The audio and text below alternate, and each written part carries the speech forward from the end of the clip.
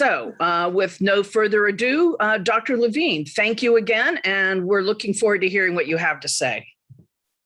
Thank you very much. It's a pleasure, really a pleasure. I've never addressed the Society of Friends before, and I look forward to it, as I hope you do. I've chosen your title to be my own. My topics, what's going on here? Here we go. My topics are listed here. The first one, well, I think they're all self-explanatory, and when I get to them, I'll explain what they are. But selected news, some basic information, some charts that show you the results of some statistical studies of impacts that I think are very interesting. Prognosis for climate stabilization, daunting challenge, and some reasons not to be totally pessimistic. I wrote optimism, but that was being optimistic. And then what is to be done? I'll talk about individual actions, probably not nearly as well as your handout, which I have not been privy to. I'll talk about US policies, and finally on global issues, I will talk about my favorite subject, developing countries and climate change. Now going right ahead to the first topic. During July, sort of, I don't know, a little more than half of July and around half of August, I decided to sort of capture news articles. And I captured them, and then I put them together in view graphs, and then I reorganized them so they would make some sort of sense. These were months where climate change must have been in hundreds and hundreds of articles in newspapers and magazines that we all read. So the first one, we note that July was the Earth's hottest month in history. Never has the Earth suffered as much heat as happened to us in July. Death Valley hit 130 degrees. That is unbelievably hot. Death Valley had the planet's absolute hottest day on record on one of the Sundays in July. Hottest in the world. But it wasn't confined to Death Valley or areas around there. Southern California hit 120 one day, or actually maybe it was 119 in fact. And in California's interior, as the headline says, there's no escape from desperate heat. Why are we even here? And it's important to note that these soaring temperatures are related to, and they occur in racially disparate locations, and poor people really can't get away from it. They don't have air conditioning. They have nowhere to go. Now, not only California, but on the West Coast, the Pacific Northwest, the heat wave killed hundreds of people, reaching 116 degrees one day when a friend of mine was going to go out to play tennis. And I said, don't do it. But he did. Not only the West, but the whole country. Virtually the entire nation roasted during, I can't tell what date this is, but I think it was in July, could have been in August. And not only the US, but in Sicily, in Syracuse, Sicily, there was an all-time record set for all of Europe of about 120 degrees Fahrenheit. This is all very hot, and this is all from the newspapers. And something that one has to prove over and over because there are too many doubters, but this is driven by climate change. We've never had anything like this before. We've had the degree of climate change that we have today. Never. And as this says, influence of human caused climate change as well. I'm sure you all know that. Now turning from too much heat to fire, this you all know. Fire engulfs Northern California town. The Dixie Fire mushroomed into the second largest wildfire fire in the history of our state. And this is in a green background to say I didn't get it from the newspaper, so I'm making it look different. Not going to fool you. But it turns out that before the Dixie Fire, 3 of the 4 most expensive wildfires in world history occurred in California in 4 years. Well, now it's 4 of the 5 in the whole world. Well, we all know about wildfires. But it's not just we who suffer. It also involves people throughout the country. You would be quite amazed if you saw the results of how much of the small particle air pollution, which is the bad kind, the most dangerous kind, how far it gets. It gets very far. Depends on where the wind blows. Now, it wasn't only the US that had fires. This headline from CNN, Greece faced disaster of unprecedented proportions. They never had wildfires like this in Greece before. And not just Greece, but also Turkey, biblical blazes, one headline stated. In addition to extraordinary temperatures and wildfires, Germany and Northwest Europe had devastating floods due to climate change. This is a headline from Vox. Finally, a headline from The Guardian points out that scientists have seen warning signs of Gulf Stream collapse, which will not be a good thing when it happens, and it will. Then in early August, the UN came out with its famous report, IPCC, Intergovernmental Panel on Climate Change. And they said, as they've said in the past, that climate change is unequivocal, unprecedented. I guess we all know that. I've been involved with the IPCC for 20 years as a co-author or a chapter leading author. And, you know, we've been saying it for a while. Each report that comes out roughly every 7 years says it stronger than the previous report. In fact, this one says the effect of climate change is even more severe than we thought. In fact, it's a lot more severe than scientists have thought for years.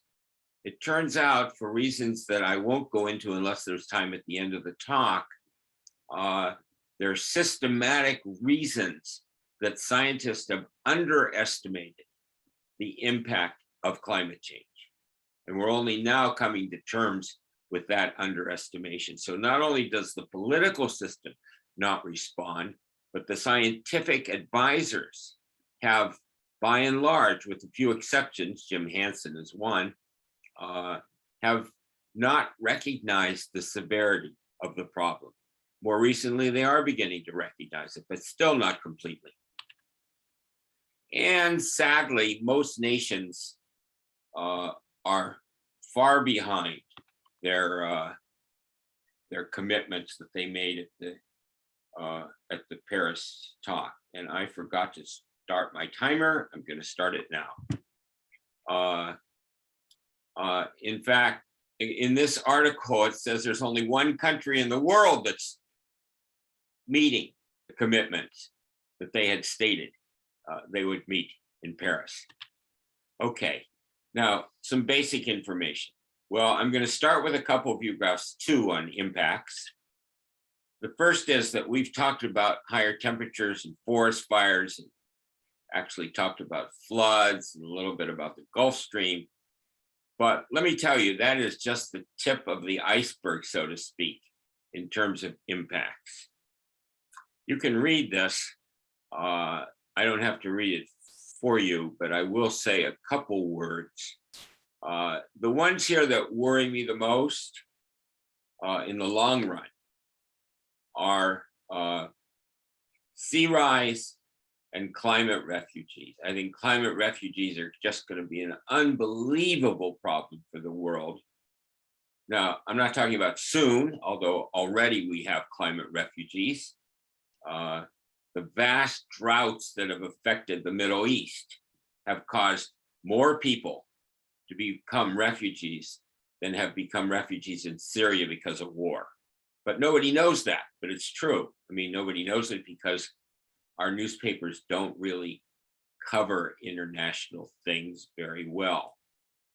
I guess the other one, which we do know in the near term is a huge problem, are the hurricanes and torrential rainfall and floods and droughts. And then I have to worry about food supply, and that's a long story that I'm not going to go into impacts in this talk, so I won't say any more about that. My second slide on impacts has to do with impacts on the natural environment. And the redder these are, the more serious they are. Warm water corals. Corals have the disadvantage that they can't run away. So if it's hot, they're there. If it's too hot, they die. Low latitude fisheries, well, fishery again doesn't run away either.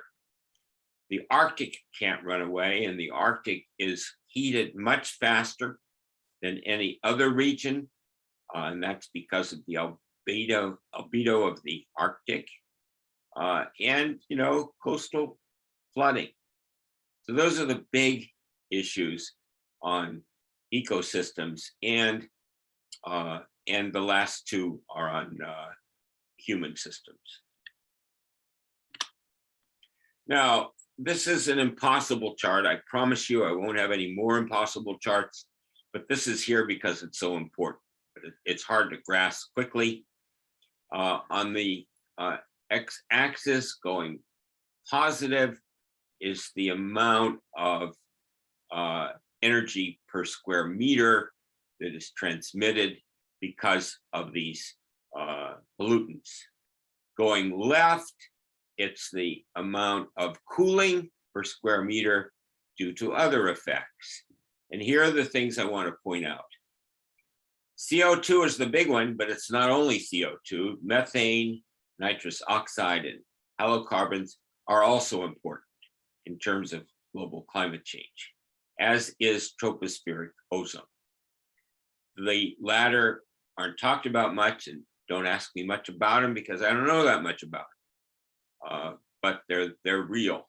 On the other hand, it is now believed that clouds are a huge benefit, that they actually, we didn't know for the longest time whether they contributed to heating or contribute to cooling, but we now believe that they contribute to cooling. But if you see those air bars, if you can see them, if your eyesight is good enough, the amount of uncertainty about clouds is very, very high, and that's an area of great challenge as far as research is concerned. Okay, now a couple other sort of, this heading is interesting information or something like that about climate change. And this is temperature and CO2 and how they're so very closely related. If you look at this chart, the line is carbon dioxide concentrations from 1880 to 2015. And then the bars are temperature, relative temperature during the same period of time. You see, they go together. One goes up, the other goes up over any 10-year period or so. Now, talking about periods of time, let's go back and look at 800,000 years ago. And we have data on Arctic temperature from ice cores, and that's shown at the bottom. And we have data on CO2 concentrations, also from ice cores. One goes up, the other goes up. I would call your attention to the current concentration of CO2. It's way, way off the scale of anything we've seen in the last million years. And it's off the scale high. And you might get a sense of the temperature implications of that CO2. Indeed, over time, that will cause very great increases in temperature if that concentration were to stay stable, which of course it's not, it's increasing. Okay, my third topic, let's see how I'm doing on time. I'm doing fine on time. My third topic is statistical studies of weather impacts. And I put this in here because I think the charts are very interesting and important to know, because so much of what we hear about climate change is anecdotal, and so little of it is statistical. And here's some stuff that really is statistical, and you can look at it and you can say, wow, that really is what's going on. So let's hear. So the red is fires, and it's plotted as number of large fires in a given year. This only goes to 2018. If it were to go to 2021, it would be up. Can you see this? Wait, hold it. I can't get it here. Can you see this? Is this visible on your screen? My arrow? Yes, yes. Okay, so I'll start using it then. So, you know, if we were to bring this to 2021, I assume the red would be up here somewhere. But what you notice is that temperature, which is in the sort of yellowish brown, when one goes up, the other goes up. That shouldn't be too surprising if you think about it. High temperature means that wood becomes kindling, dries out, burns. So it's no big surprise that wildfires increase as temperature increases. However, this is statistical proof that that in fact is true. It's not just common sense. I shouldn't say just common sense. It's not only common sense. The next chart shows you the millions of acres burned annually.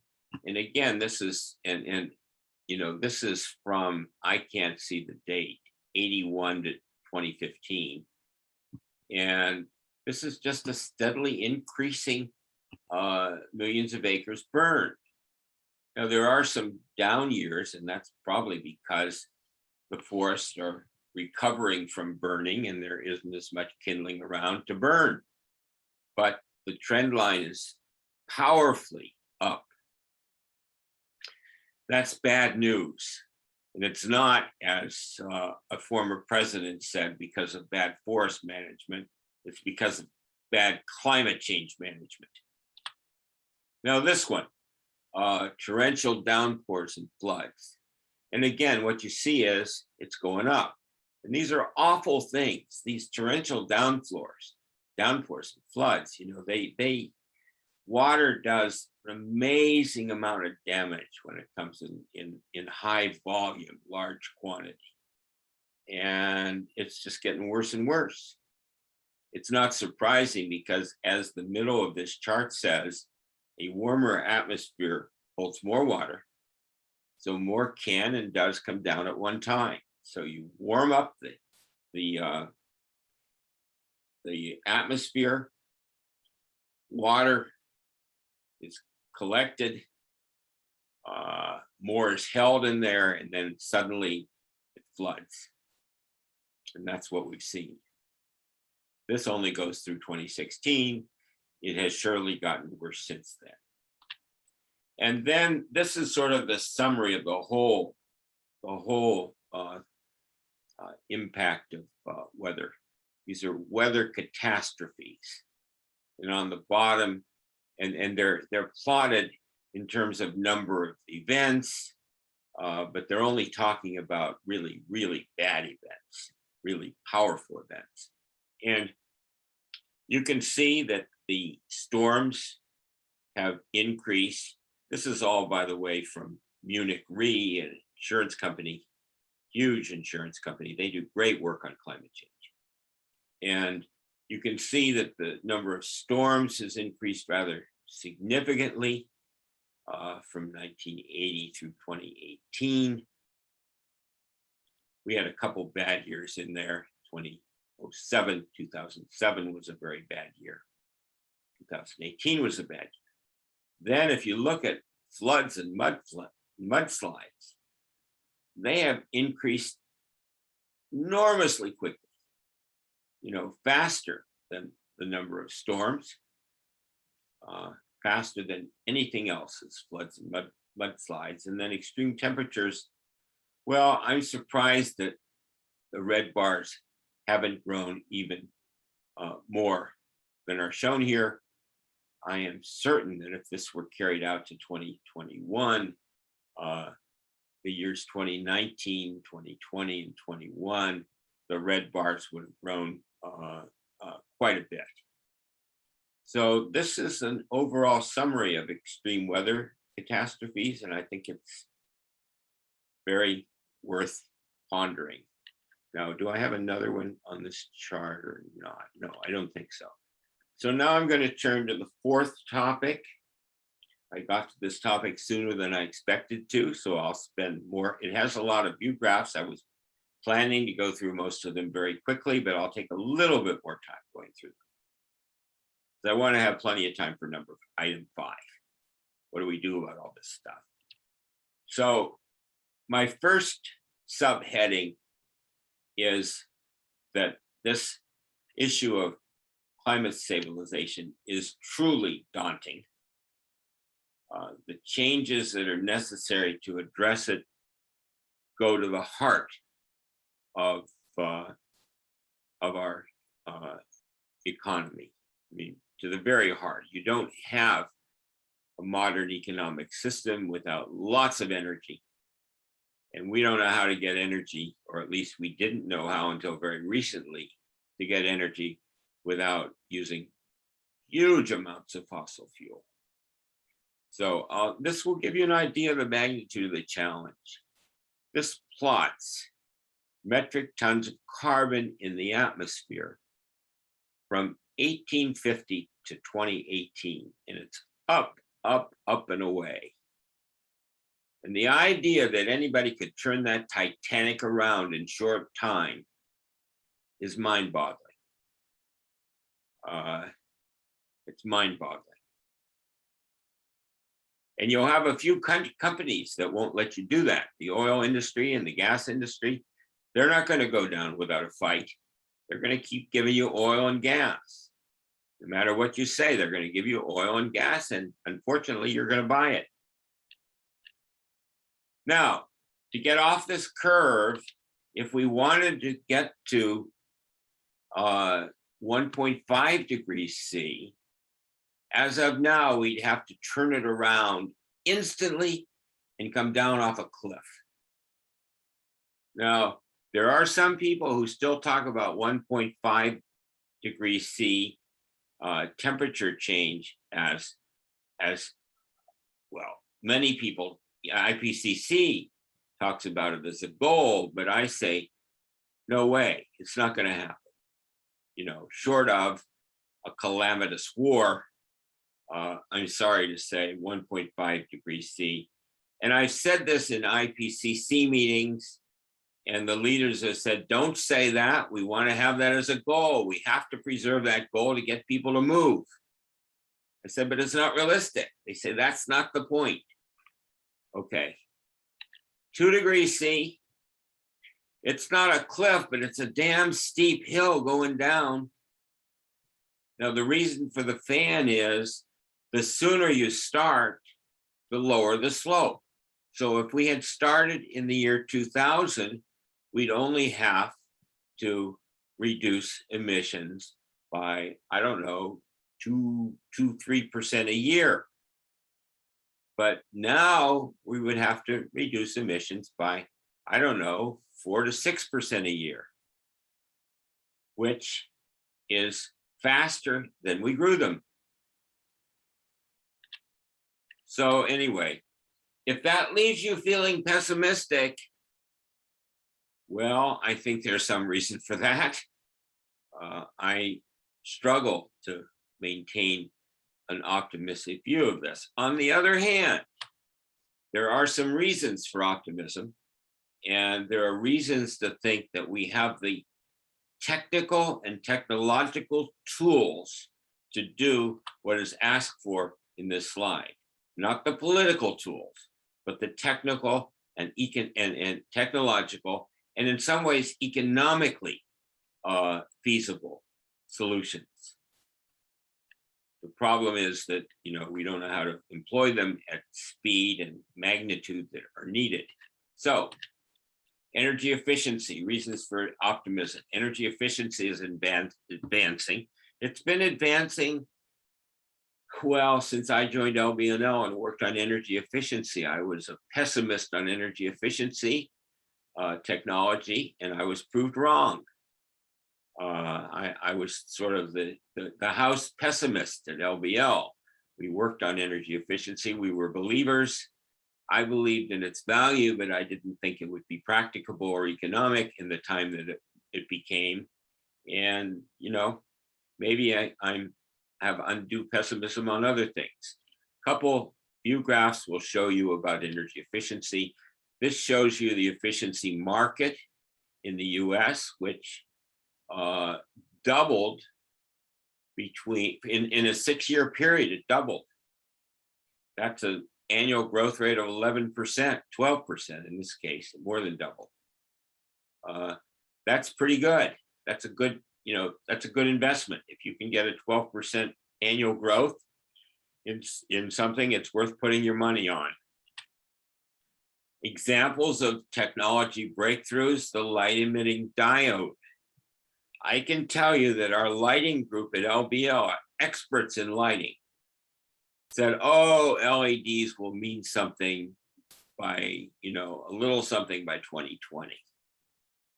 So even the lighting experts at the lab, researchers, were unduly pessimistic on this technology. It just is amazing what was accomplished.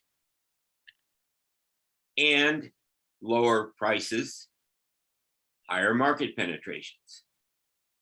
This is from sometime before 2020, and so the 2020 estimate is an estimate, but I suspect it was that in 2020. Took over the market because it's less expensive, more efficient, and very high quality. And that's the nature of many efficiency technologies. Another example of energy efficiency, and of course I devoted my career to energy efficiency, so I could give you 50 more view graphs on this, but I won't. But it turns out that companies have figured out that energy efficiency is a good investment. And it's true for many, many, many companies. When I first got into energy efficiency and I talked to private sector folks, they scoffed. But today they're believers, and that's where they put serious money, investment money. Coal is declining. Look at this. Now, if carbon in the atmosphere could decline the way coal declined, we'd be in business. It'd be terrific. Now, the next chart shows this. It's a little bit of a complicated chart. Let me explain. Oh, no, I'm sorry. The next chart is just an amusing chart. And that is during President Obama's years, and he never said anything about phasing out coal that I recall, or he certainly didn't make it. I take that back. He did say some things about phasing out coal because he talked about climate change. And that's what happened. Trump, on the other hand, said we're going to have more and more coal. And in 2 years, more coal plant shutdowns, 20 gigawatts worth of it, happened in Trump. as compared with 4 years of Obama. That's kind of an interesting story, I think. Now I'm gonna, oh, I took out the complicated chart. I didn't realize we'd have enough time. But the complicated chart that I took out would show you that that coal, nuclear, and oil for power reached essentially identical levels around 2018 or so. Natural gas, of course, took off. If you can picture what I just said, if you can't, sorry, I didn't bring the view graph. Renewables are increasing, and this is really an amazing story. This shows, oh, you know what? I take it back. I didn't take the chart out. It just comes here. In 2005, renewables were very small, less than, probably around 40 gigawatt hours. Don't worry about what those units mean. They're just 40 of these units. And coal was 160 or 170 in the same units. By 2018 or 2019, they were the same. They were equal. And now the chart that I tried to describe earlier, it shows you that coal, look at the 2019 year point, you see three things converging. One is coal coming down, the second is nuclear staying steady, and the third is renewables coming up. And of course, the other chart, the other figure here, and now I should use this. I was talking about this point right here. Coal coming rapidly down, nuclear coming level, and renewables coming up. And of course, the one that kept coming up is natural gas. This is electricity generation from these sources. I would also note, although it isn't shown here, that coal made a slight rebound last year. Turns out that gas prices went up and coal became more competitive. The next chart tells you that the advancement of renewable energy technology was astounding, in my view, absolutely astounding. Let me show you some charts. Onshore wind costs came down from, this is plotted in euros. In 1984, it was over 200 euros. Today, it's, I don't know, this is per megawatt hour. It's probably around 20, if that. So a factor of 10 or more in a short period of time. Cost of silicon cell modules, it went from, in 1976, it was around $80 a watt. Today, it's around a quarter a watt. In fact, that's for 2019, 2021, it's less than that. Keeps coming down. These are remarkable achievements. And by the way,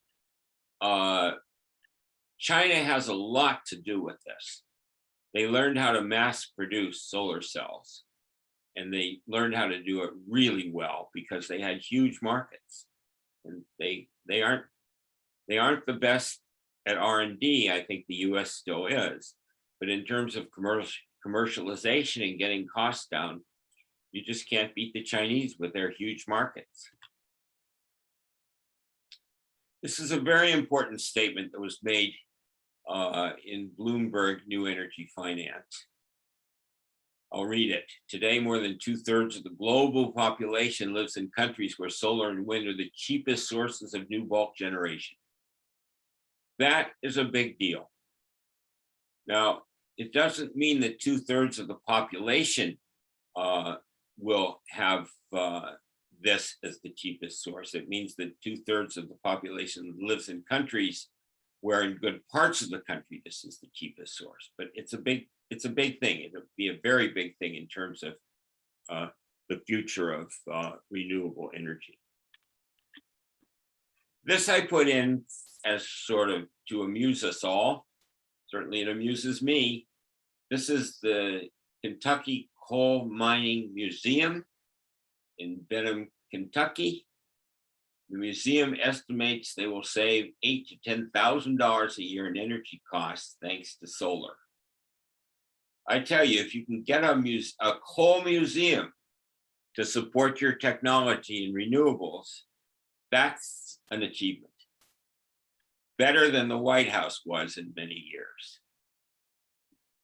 Cars and buses are being electrified. In fact, although I don't have the data at my fingertips, it turns out that a lot of buses are now running on batteries around the world.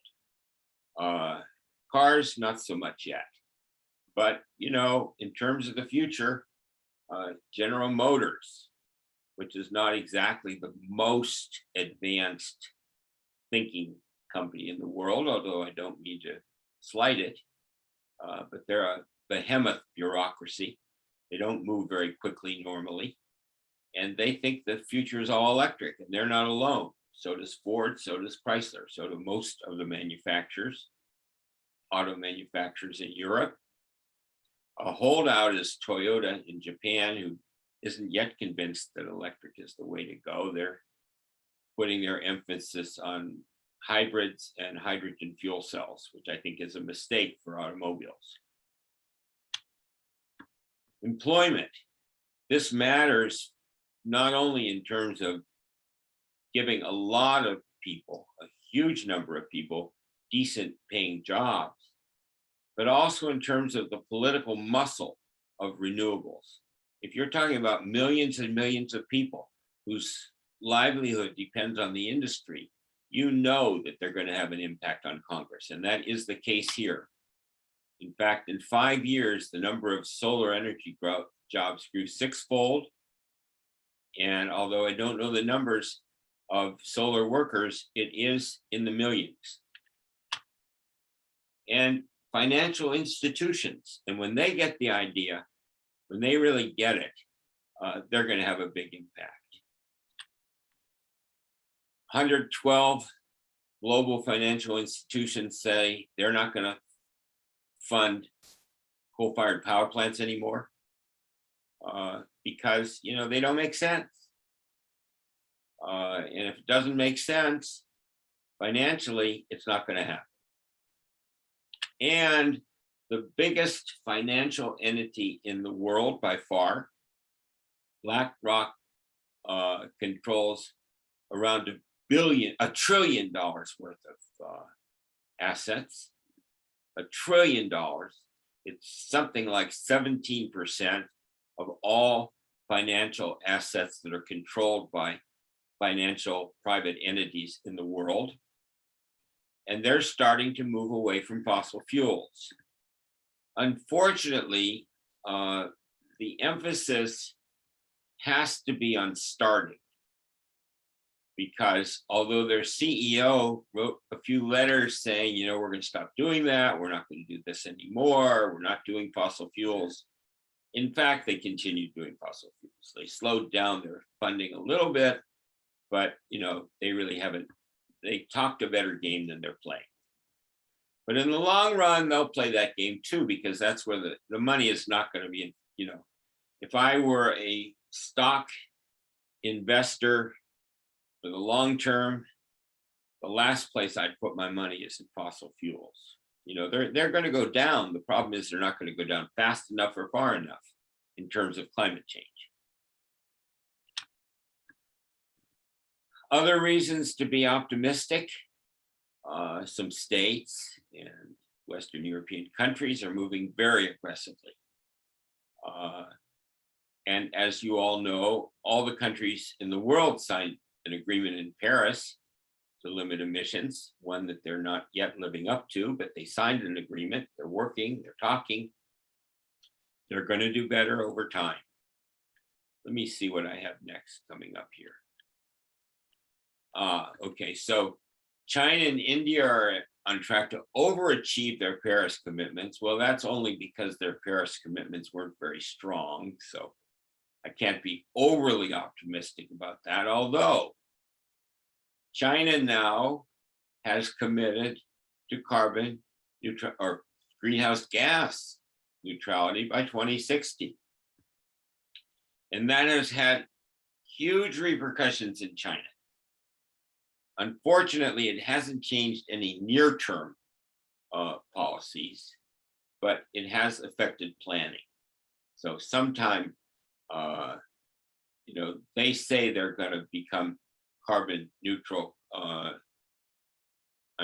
They say they're going to reach their peak of CO2 emissions by 2030. Our analysis says that they could be there in 2 or 3 years if they put their mind to it, not 2030. The fact that China is now, that India is now trying to reduce emissions, that's a very good thing, because in the past, they gave, modest lip service to it at best. So these are good things. And as far as states are concerned, California is in the lead. We say we'll be carbon neutral by 2045. We'll be all electric new cars by 2035. And once we said that, New York did us one better. So California and New York are in a competition to see who can be best and be there most quickly. So those are good things. Now we get to the topic that I think is of greatest interest to all you, although I'm hoping that what I've been talking about so far has been of great interest. I'm going to talk initially about individual actions. And then, although I think it's very important symbolically for as many of us as possible to take these actions, the real action has to be policy. We can't do it as individuals. We can't do it as good neighbors. We have to be forced to do it or given incentives to do it or something. Otherwise, it will only be the top 10% of the people who really do anything really significant. Now, among you folks, it might be more than the top 10%, but in general, 10%. So we'll talk about policy. We'll talk a lot more about policy. And then I want to end with my favorite topic, which is the need for assistance to developing countries. So individual actions. And I have really just one view graph, but it says a lot. Now, this is probably not as impressive as your flyer, which I haven't seen, but it is all the categories that I think individuals can make a big impact on. The first is home energy. You all can go out and get efficient lighting equipment and LEDs for most purposes. You can change out your appliances if you haven't already and make them efficient. Heating and cooling equipment, terribly important. That's where a very large part of the energy goes. Energy efficient windows are expensive, but generally worth it, given that you get other amenities. We changed out a number of our windows. We don't get nearly the noise we used to get, and they're more attractive, and they save energy. And then the area that very few people really understand or understand the significance of is leaks. The cumulative leak area of houses is in the square feet, as if you had a multi-square foot hole in your wall. Imagine what that will do to your heating bill or your cooling bill. And that's something that LBL really was a leader on and makes a big difference.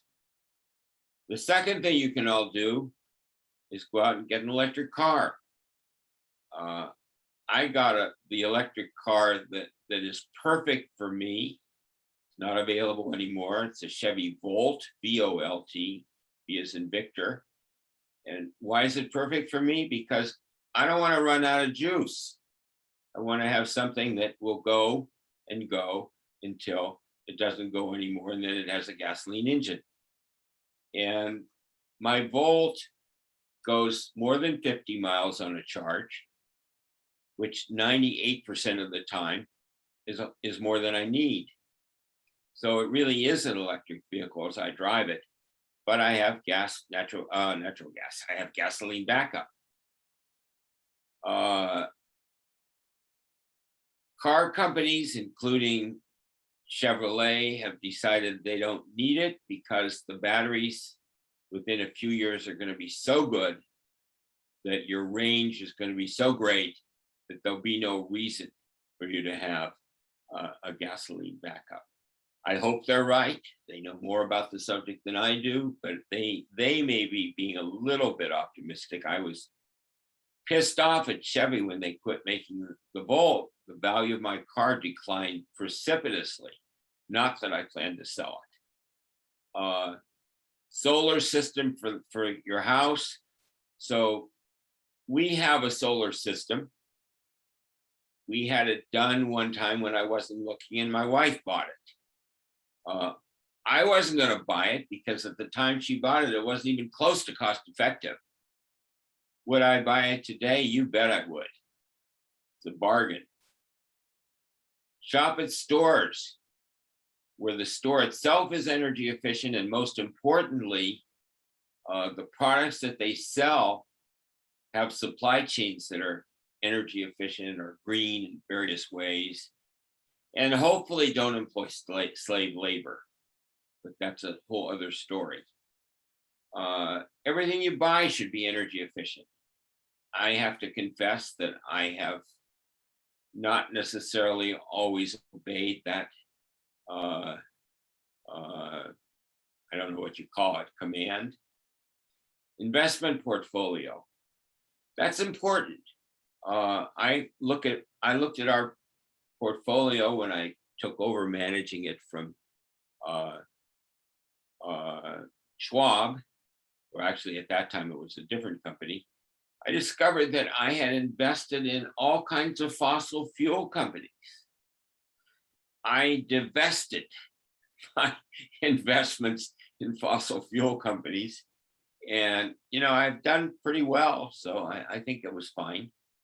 But I certainly am not going to be seen investing in Exxon. Sorry, Exxon.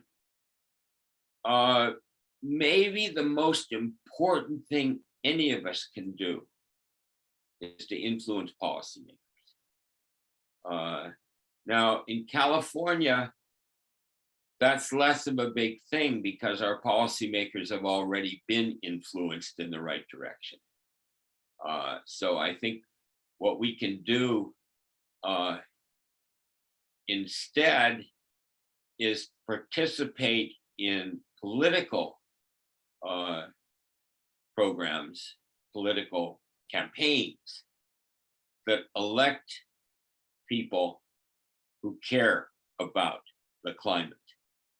Now, that may mean that all of our political activity is in support of one party over another, but in the old days that wouldn't have been true.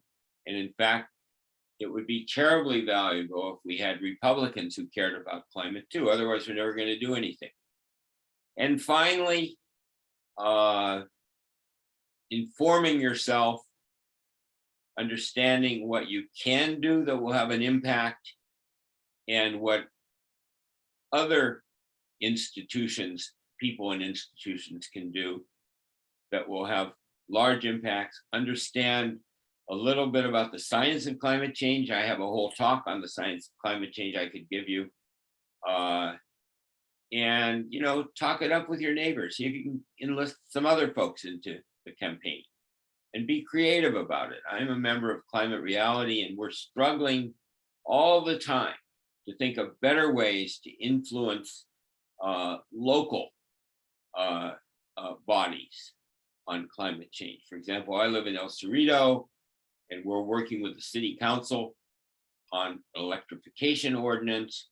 We're going to be working with them on a climate action plan, all those things. There are things where people can do a lot to make a big difference locally, although frankly, the real arena is national. And I will now turn to that. National policies and also, state policies. So I've listed 7 that I think are the primary ones for energy efficiency and electrification. And electrification is key because we're going to turn our electric grid system into a renewable electricity. And so when electricity comes from renewable sources, then you want your end uses to be electric. And this is eminently doable. Wait a second, where did I lose? Here it is. Eminently doable in buildings and most appliances. In vehicles, it's a harder thing for industry. As far as efficiency is concerned, I've already talked about the efficiency things that you can do in buildings on the last slide. Vehicles, we're really talking about electric vehicles. Industry, well, I won't get into it, but basically, we have left industry alone in this country in terms of policies because the prevailing wisdom was they know best. The data on the subject is they don't know best on energy efficiency, but we've let them alone and pretended that they know what they're doing, and they don't, or they do what they should from an economic point of view, and they don't do that in many cases. Retrofit programs will be essential if we're going to reach carbon neutrality. And we have very, very poor policies on retrofit programs for buildings and nothing for industry. Industry is just blank. And indeed, standards for industry, the first title, is also very weak. Utility programs are pretty good in many states. Renewable portfolio standard says you have to reach a certain level of renewable by a certain year. And that works. Demand side management is a way for the utility to fund customers to do energy efficiency. And electrification, for sure, as long as the electricity comes from renewable sources. And that goes to item 4, which is the same. And finally, if this country gets its big infrastructure bill passed, the infrastructure that we build has to be efficient. Now, I also list 2 important cross-cutting policies. One is carbon pricing, and if any of you are familiar with CCL, consumers always forget what CCL stands for, but it's a lobbying organization. Citizens Climate Lobby. Thank you so much. I was once a member of it. I can't remember it. Citizens Climate Lobby. Thank you. And they're talking about something that I once did a study on many, many years ago that we called fee-bates. And you charge a fee and get a rebate. And it sounds like, and you can make it balanced. So you say, well, what do you accomplish if the fee and the rebate are equal? Well, for some people, the fee will be much higher than the rebate. And for others, it'll be lower. And for those people, the latter, they will benefit. And the incentive is to get people to try to benefit. So it's a great policy. And what's clever about CCL, even though I can't ever remember their name, is that they're actually attracting Republicans as well as Democrats to this. So it's a good thing. And we talked about finance before. Now, just to show you an example of 3 of these policies and the impact in California, utility programs, building standards, and appliance standards, you see they're the big 3. This only goes to the year 2000, but it illustrates the point that I want to make. And then there are a lot of other policies. And Melanie Kinderdine, who used to be an advisor to the Assistant Secretary for Policy in Department of Energy, we need not only efficiency and electrification. We have to reduce coal production. We need to have metals and minerals for lithium-ion battery storage. We've already talked about electrification of transport. We really need to do something about methane emissions. And what a previous administration did on methane is scandalous. Just nothing less than scandalous, although there's a lot of scandalous things.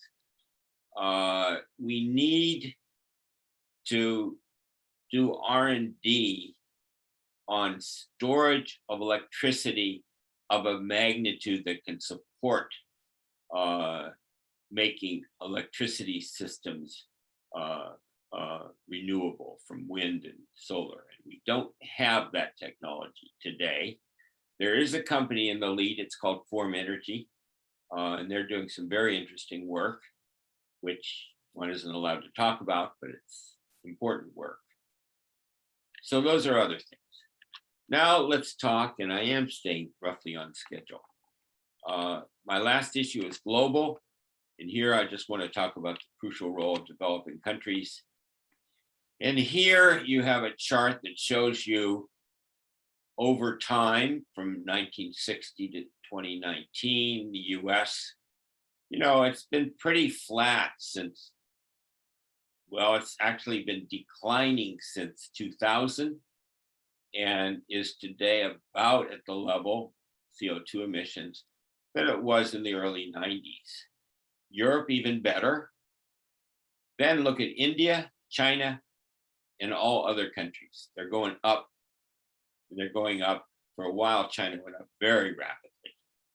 That's a whole other story.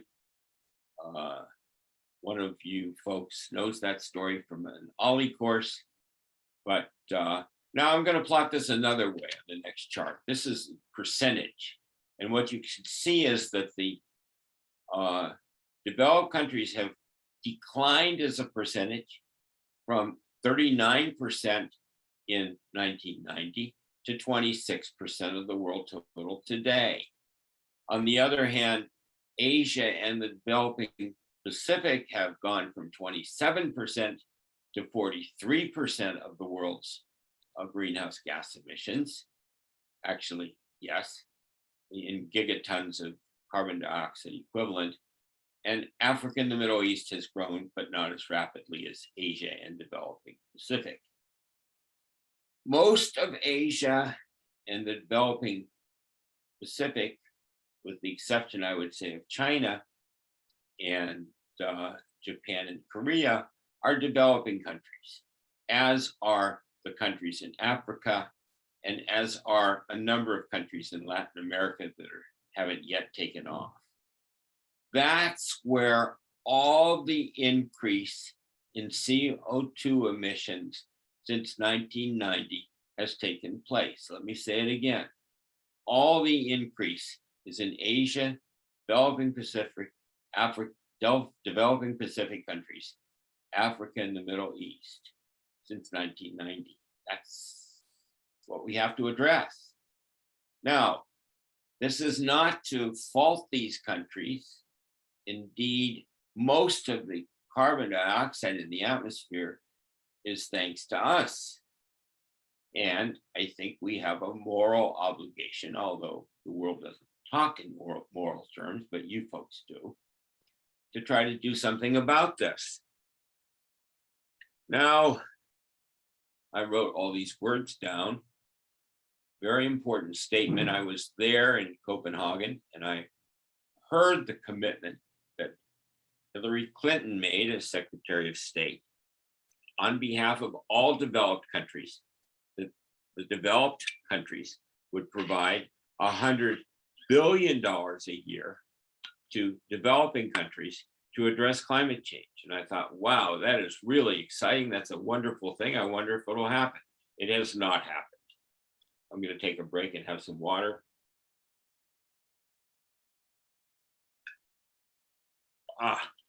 That water was good.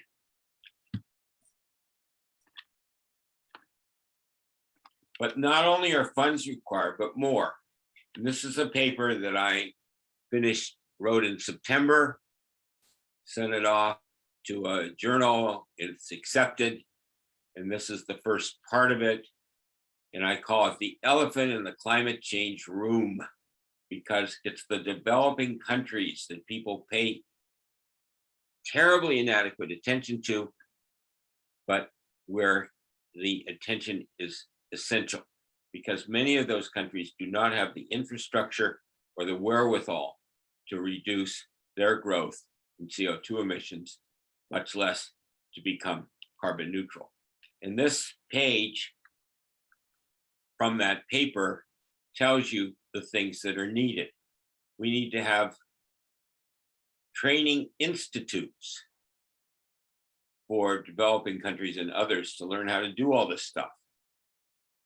We need to invest in infrastructure, both human and physical, to do this. We need to have large money for incentives for greenhouse gas mitigation.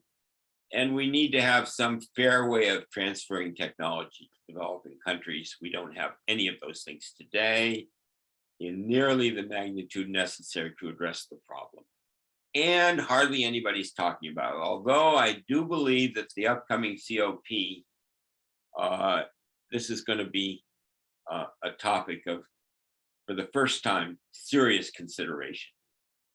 In the past, a small amount of lip service.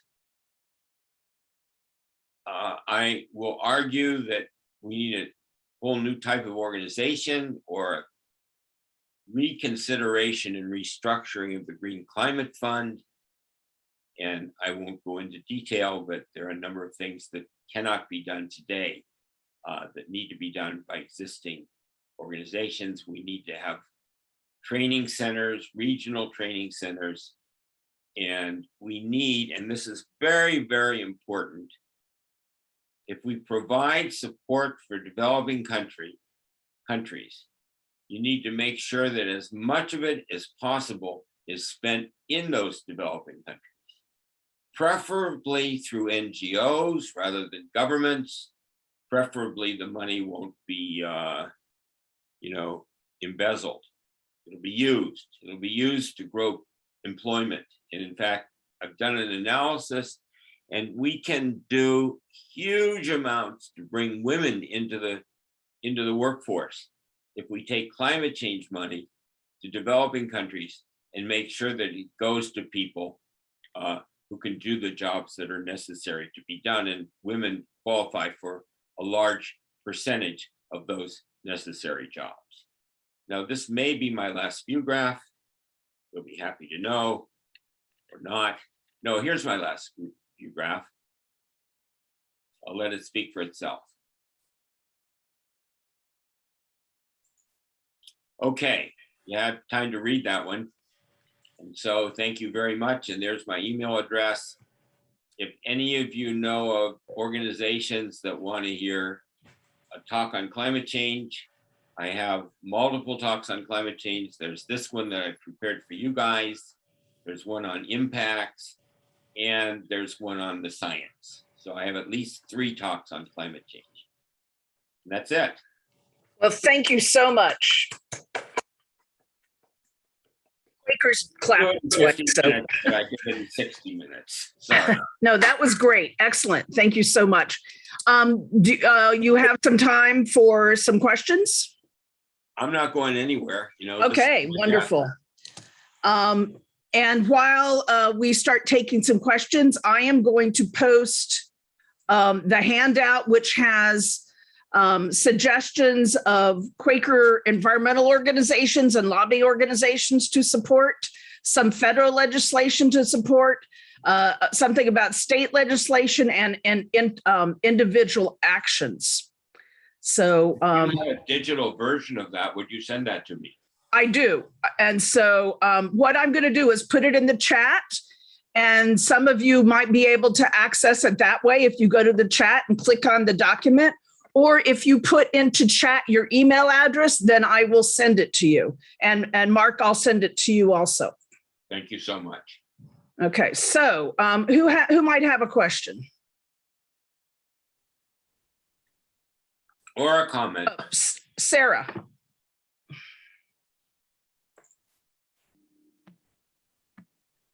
There we go. Hi. So you said two things. At one point, you were saying that the renewables are getting less and less expensive, where the like fossil fuels are more expensive. Then you also said that the developing countries didn't have the how did you word it, the wherewithal or whatever Yeah, yeah. to go with renewables. So I'm kind of trying to reconcile those in my mind. Can Well, you let me let say a me few let me words? tell you. Let me tell you a simple way to recognize that. Renewables, the first cost. It's almost all first costs. And if you're poor, you can't afford the first costs. And in developing countries, it's even worse because you need to have a good infrastructure. So that makes the first costs even higher. For fossil fuels, the first costs are very low, but you pay for it year by year. So just think of it as a poor person versus a rich person. A poor person cannot afford to invest in energy efficiency and solar, and therefore ends up paying more over time than the rich person who can invest in efficiency and renewable. Does that clarify it? Okay, thank you. Anyone else have a question? You can either raise your hand or go to reactions and click on the raise hand icon. By the way, I will tell you, if you run out of questions and want to stay for another 5 minutes, I'm going to explain to you why climate change is a lot worse than people thought. Okay. Fred. I wouldn't expect people to spend more than an hour here. Fred. Mute. There we go. Okay. I have a question. Do you see any particular role in the future for nuclear generation of electricity, in particular with decentralized small power plants or something like that? Okay, so that's a really good question. And the answer is yes, in some countries, no, in America. At least not anytime in the foreseeable future in the US. Nuclear has, I think, gotten a deserved black eye in the US. The nuclear industry back in the 70s, when I knew them, were the most arrogant people I'd ever met. And I think they just are stewing in their arrogance until they have become, to use a mixed metaphor, dinosaurs in this country. China is investing a lot in these small modular nuclear plants. I'm not as bullish as the Chinese are on the small modular plants because they take a lot more materials per gigawatt. You have a small plant, you have to duplicate piping, you have to duplicate cladding, all this other stuff. Turns out by the end of the day, if you're going to have a gigawatt plant, you're going to have a huge investment in steel and iron and cement and everything else. On the other hand, I think that sort of conventional nuclear power, made a little better, can become a very viable technology in a number of countries, including China. My worry about China is they go so fast and have such shoddy construction practices that I think they'll have a Fukushima without the water all by itself, a 3 Mile Island or whatever. And that's going to put a real kibosh on nuclear power for a while. I tell that to my Chinese friends all the time. I'm talking to some high level people. They think that they are really handling it well, and they may be right. I hope they are. Let's see. From the chat, Nancy Wilkinson asked, from one of the charts, it looked like solar cell costs dipped in 2008. Any obvious reason? And then Tom Yamaguchi has a question. I don't remember that on the chart, and I have no explanation for something that I don't remember or know. But I think that the trend line on the solar cost has been amazingly steady downward. And at some point, we're going to run into physical limitations where we can't make it cheaper. I didn't answer your question very well because I can't. Okay, thank you. Tom Yamaguchi. Yeah, several things. First, thanks, Fred, for asking the nuclear question, because I was going to ask that. But things that I want to say, one is actually I've been active with CCL for a number of years, and we're going to be meeting next Monday. So if you're interested in attending our meeting, I'll send you the link and the password for the Zoom. When you mentioned vehicles, I'm surprised you didn't mention anything about electric bikes and scooters, because from what I see, that's right now going to be the real transportation revolution, even more than electric cars. And then finally, I was just wondering if you have read Dr. Michael Mann's The New Climate War. I just finished it. I really like it. And I just wondered if you've got a chance to see it, if you had any opinions, if you did. I have read it. Michael Mann is a hero, and he tells a great story in the sense that it's very much a story, a terrible story in terms of the opponents of climate change are a very not a great crew of people, put it that way. Yeah, Michael Mann's terrific. Okay. Jimmy Henson is my real hero in this field, but Michael Mann has done marvelous work. Let's see. Jenny Madston, do you want to ask your question? Okay. Well, I'll just say that she says in the chat, hoping that Mr. Levine doesn't think biomass is the way to go. That is being spoken of for refineries in the Bay Area in the near future. And I've heard that biomass will have greater CO2 output than coal. Okay, she doesn't have a mic. Okay, I see. Okay, so look, the CO2 emissions of biomass depend entirely on how it's harvested. You can have CO2 emissions being worse for biomass than for fossil fuel. You can also have it be relatively carbon neutral. As a viable technology, I don't think it's going to make a big impact. And there are a lot of reasons for that, but in some ways it can. There are certain types of biomass, corn husks, for example, or other things like that can be very effective for electricity generation. In fact, PG&E does a lot of that. But in terms of having a big impact on climate change emissions, I don't think so. And there are cases where they're really bad news. I mean, I personally think that corn for ethanol is just a disaster from an environmental point of view, just a very bad thing. I was privy to a meeting at Department of Energy where they were trying to decide if they were going to support the continuation of the tax credits for corn-based ethanol. And the meeting was, the result of the meeting was determined by the fact that it was good politics to favor corn-based ethanol.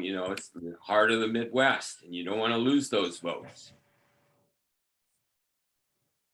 Okay, we have a question. Are you willing to share your slides? Yes, I am. Oh, perfect.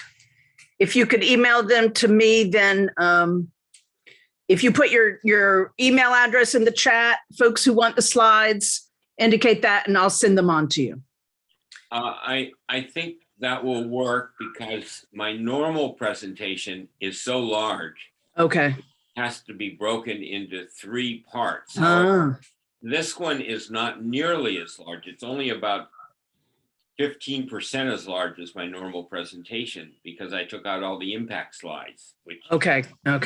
Got it. I think I'll be successful. And yes, I'm happy to share because that's the whole point, get the information out, get people to think about this stuff.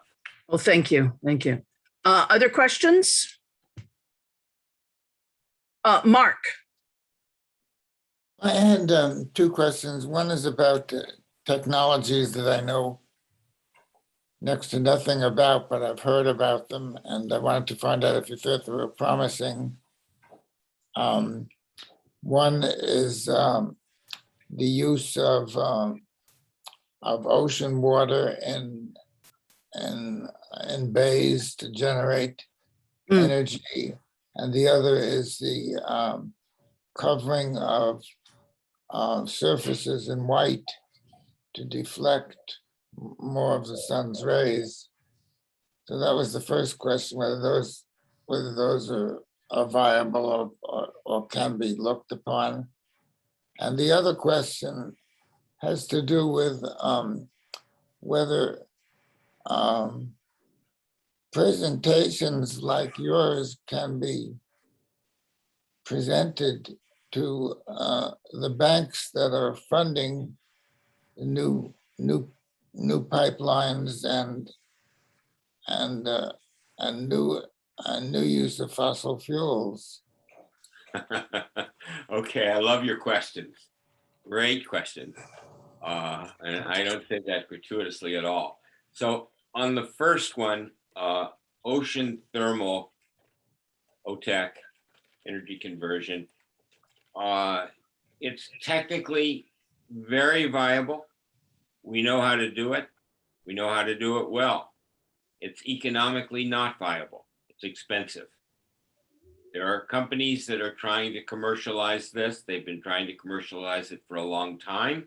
Someday or other, they may succeed, but they haven't yet. It's complicated, and the temperature gradient is, or the wave, it's temperature or waves, and they're not concentrated enough to make it economic, or at least it's very hard to make it economic. On the question of albedo of white surfaces, I worked with a group of people who were the leaders in research on that topic, and there's no question that white surfaces or even colored surfaces that are highly reflective, but you don't realize it, are tremendously cost effective, worthwhile, and have a very, very good impact. Their first impact is simply reflecting heat. Their second impact is that in various ways, relating to the tree canopy and so forth, it can also have a secondary effect, which is cooling, which can reduce urban heat islands. So it's a good technology. On your second question, you make me think of a talk I gave in China one time, where I was asked to address a group on a conference on alternative energy technology. So I prepared a talk on how good energy efficiency was and how much China should get off of coal. And lo and behold, when they talked about alternative energy, this was put on by a company called China Energy, which was a merger of China coal industry with the nuclear industry. I didn't know that at the time. I addressed an audience of more than 1,000 people. I told them that coal was bad. This is the biggest coal company in the world, and that efficiency was good. And much to my shock, and I was very nervous addressing this crowd on this topic, I got the greatest applause of any speaker. This company, while it was the largest coal company, was in the process of divesting itself of coal and getting into other fuels because they didn't think coal had a real good future for China. So yes, I think that going into the lion's den and presenting this sort of stuff is a really good thing to do. And if any of you know of any groups, financial groups and banks and others who want to hear a presentation, I'm available. I've been in the lion's den. I hope I answered your questions. They were great. Thank you so much. Carl. Yeah, I want to speak a little bit about the difficulty of the politics.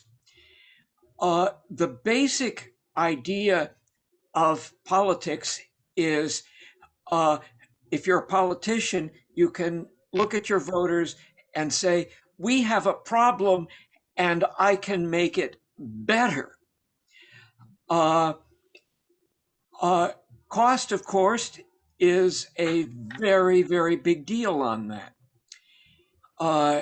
Because if it costs more than the political will is there to put in the money, it won't happen. And okay, if you think of the problem as being we have a terrible situation and we want to have in terms of wildfires and whatnot, soaring food prices, all of these things, to make it actually better is, I think, out of range. Isn't that what the latest IPCC said? Whatever we do, the existing wildfires are really bad enough to get people's attention, in California anyway. But for the next 30 years, even under ideal circumstances, it's going to get worse whatever kind of politics happens. The question is, how much worse is it going to be? And it will certainly be much less worse if we take very, very vigorous and expensive action. But it's harder to convince people to put in serious money if it's going to have a problem that's just not increasing as badly as it would be if we don't spend the money, versus actually making the problem better. And by the problem, I mean things like wildfires and food costs. I do not mean CO2 emissions generally. I mean real concrete things like that. So I agree with 98% of what you said. And so I'm going to address the 2% that I don't agree with. I'm great with that. When you talked about higher costs and that it'll be very expensive, compared with the investment in fossil, I'm not even talking about the damages, which are enormous, but compared with the investment in fossil energy, renewable and efficiency is going to be more expensive. It's more expensive in first costs, so you'll see those costs in early years be high, but it's fundamentally not more expensive. There are some exceptions to that. Efficiency is generally way cheaper than supply. Now, in terms of the politics, that is the nub of the problem, politics, not just in this country, but around the world.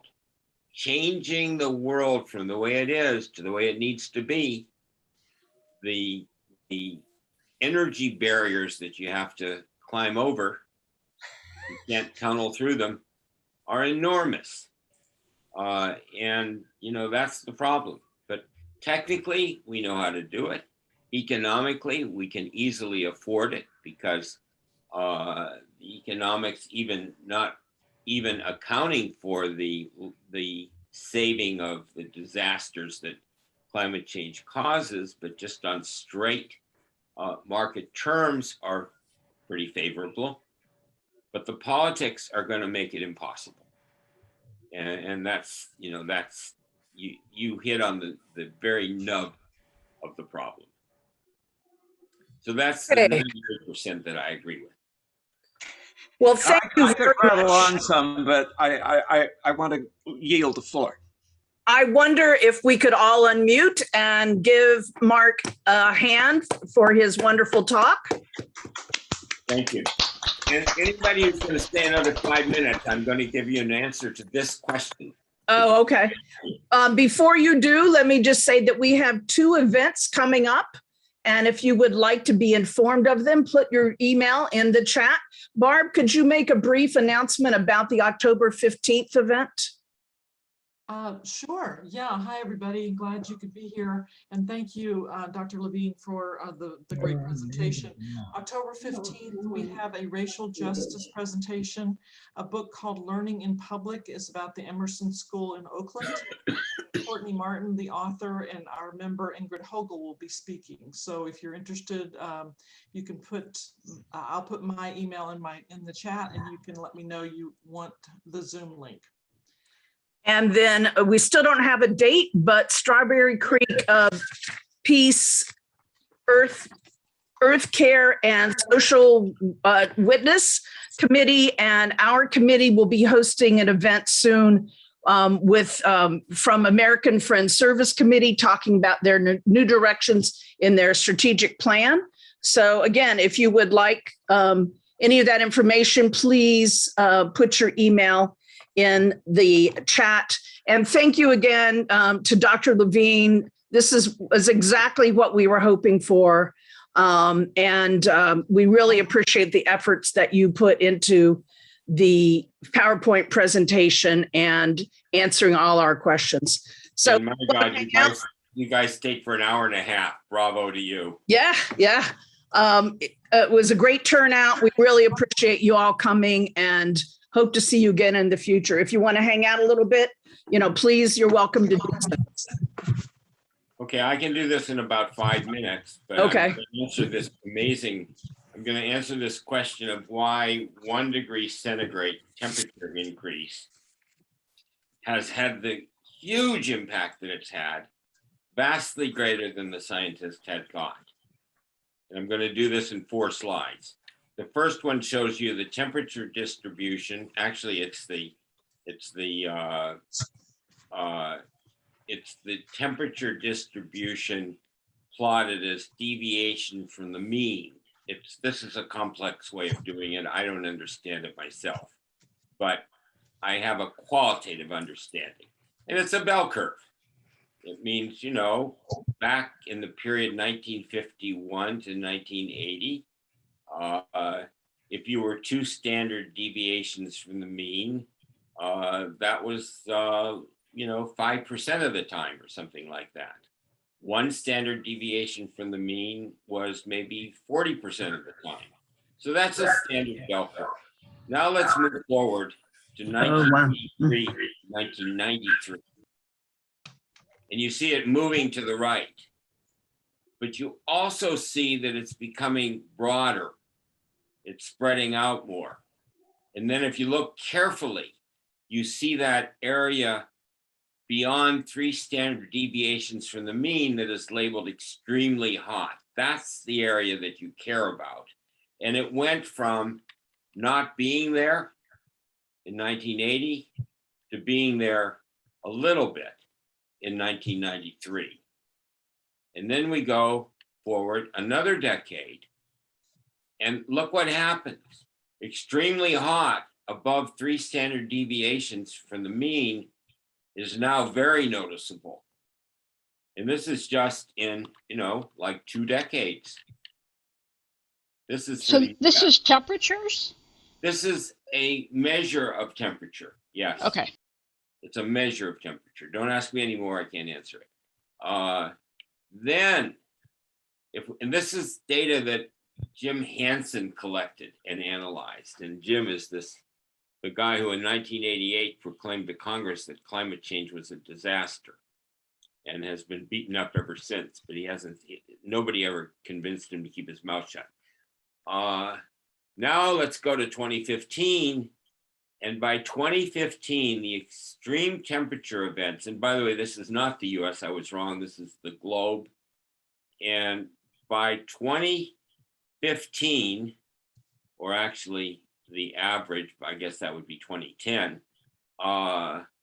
you have 14.5% of the Earth being subject to what is called extremely hot temperatures. So it went from 0 to 14.5%, and then we bring it up to 2019, and it's now up to 22% of the globe is subject to extremely hot temperatures. And so it's that tail of the curve that has been wagging the dog. And that's why the impact is so much greater than people realize. And I can tell you that the studies that have been done on rice growing and stuff like that, they all work at the mean. And they're not looking at what happens at the extreme. And so that's the bad news. On the other hand, it's good news because we've been warned of this problem sooner than we thought. And it's unescapable today. And I didn't think it would be inescapable until, 10, 15 years from now. So at least we know soon enough that we have to take action, whether we can or not is a separate matter. End of my epilogue or whatever it is. What do you do after the curtain goes down the first time? You have something or other. Okay. Okay. If anybody wants to suggest Encore. another speaking forum, I'd love to hear from you. Yes. Encore, that's what they call it. Oh, encore. That's it. Right, That's right, the word. right. You get old, you forget words. I'm probably the oldest person in this whole crowd. Well, I'm pretty old. I retired like 10 years ago, 6 years ago, 7 years ago. I can't remember. Long time ago. Well, I'm 84 and I'm not the oldest person in this group. Okay, you got me. I'm not that old, but I'm getting there. I think I'm probably the oldest person here. I won't ask your age. I'm 85. How old? Oh, 85. Nice age. Nice age to be attending these meetings. Oh, I hope Dorothy's I- going strong. Oh, That's there's great. a lot to fight for. Yes. I want to say one other word to you all whom I can't see, and that is, this has been the best set of questions that I've ever received from any talk I've ever given Oh, that's wonderful. on this It's topic. great to hear. No, this is a great group. Well, it is a great group and people are very well informed and very active. And let's see how many of you stayed through the bitter end. Let's see if I can. figure that out. 23. We 23 stayed. had 38 at one point until 5 minutes ago, and now it's down to 23. Yeah, Well, I have to say, great crowd. I've never stayed that long for a talk, an hour and 45 minutes. So I thought it was Yeah. advertised to be just an hour. Was I mistaken about that? Well, I had no idea what the time Yeah. was supposed to be. I was going to try to do it in 50 minutes, but I think the formal presentation was over in an hour. mhm. yes, very well timed. Yeah. Okay, Okay. folks. Well, thank Okay, you. thank you so much. It was a pleasure. The pleasure was Totally mine. appreciate it. Thank you. Okay. Okay, everybody have a good rest of your evening. Good enough. Thanks so much, Mark. Yep. And Jeannie, thanks for putting this together. How do I? Thank you. Bye-bye. Thanks so much. Bye-bye. Thanks to the Berkeley Friends folks from a Strawberry. Very Yeah. good. Thanks. Glad you got. And I'm not the only one here. Oh, I know you're not. Yeah, yes. Very good. Thanks so much. And I think there's some Ashby Village people here too. And Jenny, that's right. We're World College. Great. Well, thanks, everyone. Yeah, I see a bunch of people I don't know for sure. Mhm. That's great. Okay. Take care. Bye-bye. I'm going to say bye.